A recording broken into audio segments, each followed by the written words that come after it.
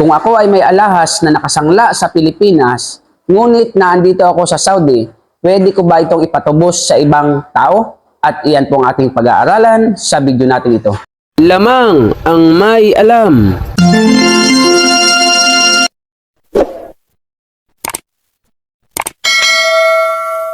Ginto pilak ang trabaho ko.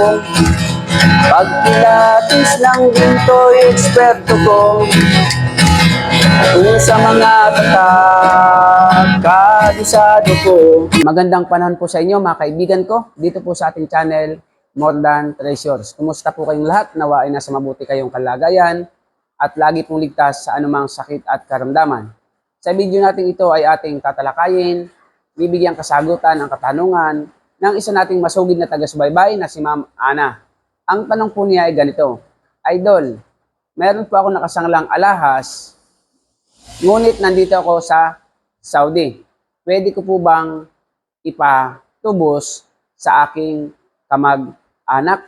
So, meron po siyang nakasangla na alahas dito sa Pilipinas, ngunit ang may-ari ay nasa ibang bansa, nasa Saudi.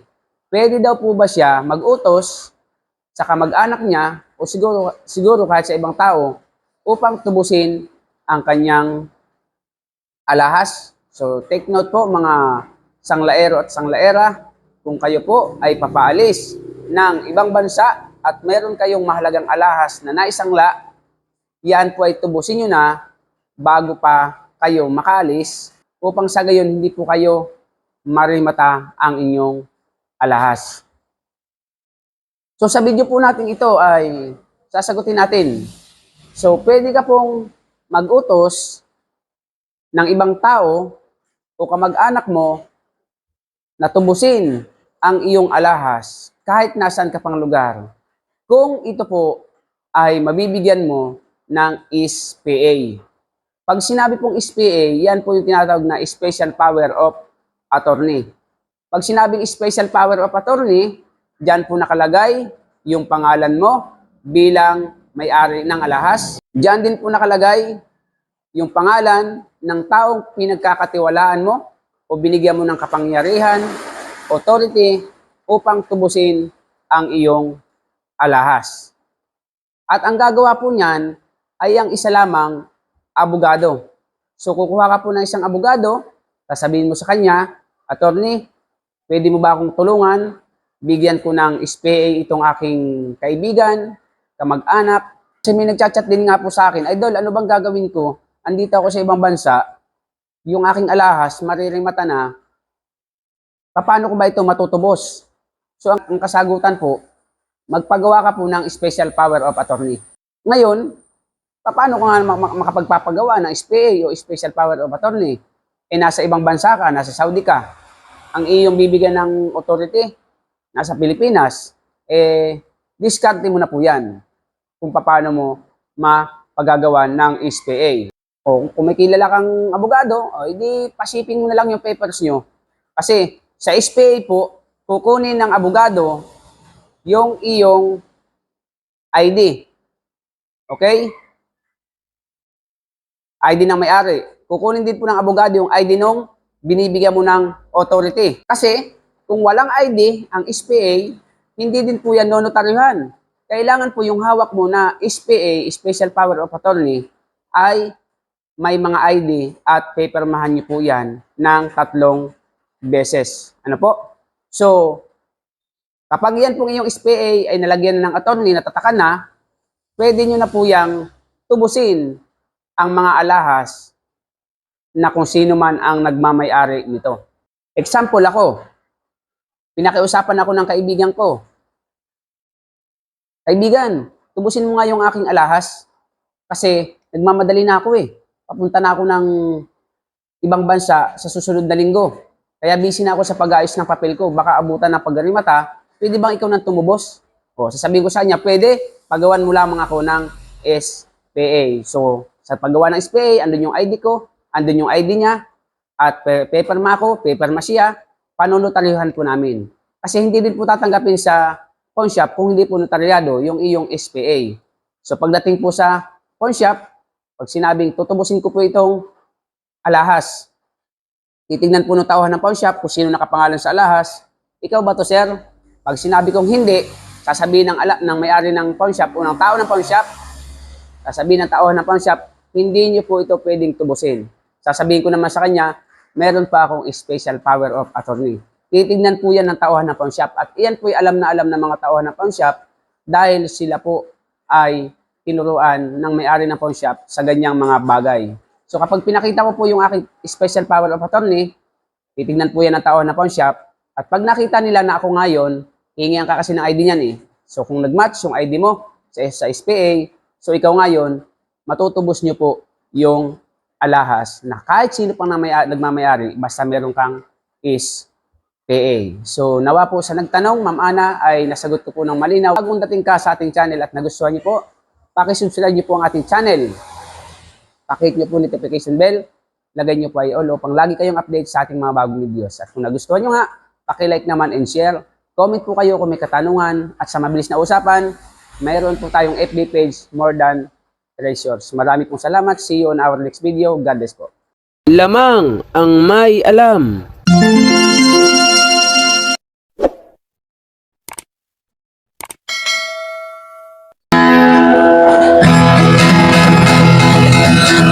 Ginto pilak ang trabaho ko.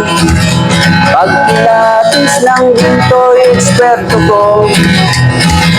Kung sa mga kabisado ko, alam ko ang peke at totoo. Ako ay isang masayang ng ginto. Alam ko ang tunay at totoo.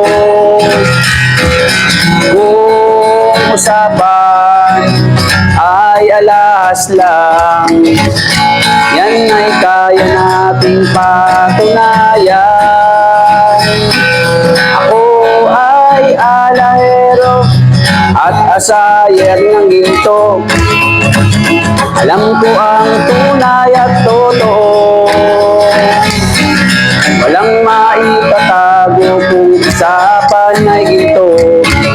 Pagkat ang alahero'y eksperto sa ginto. Mayroon ngayong bagong pauso. Mahal daw ang bariyang 10 piso. 2001. Ang iba naman ay 5 piso. Ang iba ay 20 peso, lagpas kwelyo. Kung sila'y inyong tawagan, chat mo at kahit reply wala man lang. Pagkat ito ang katotohanan, sa usapang barya sila'y walang alam. Ginto pilak ang trabaho ko. Pag pilates ng ginto'y eksperto ko. At kung sa mga tatak ay kabisado ko, alam ko ang peke at totoo. Ako ay isang asayer ng ginto. Alam ko ang tunay at totoo. Walang maitatago kung usapan ay ginto. Pagkat ang alahero'y eksperto sa ginto. May mga taong akala mo ay may alam. Sa pagkilatis ng ginto ay nakikialam. Ngunit ang kanilang ginagawang paraan ay napakalayo na sa katotohanan. Ginto pilak ang trabaho ko. Pag pilates ng ginto'y eksperto ko. Kung sa mga katak ay kabisado ko, alam ko ang peke at totoo. Ako ay isang asayer ng ginto. Alam ko ang tunay at totoo.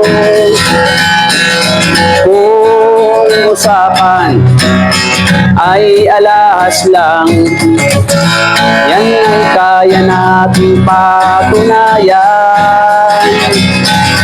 Ako ay alahero at asayer ng ginto.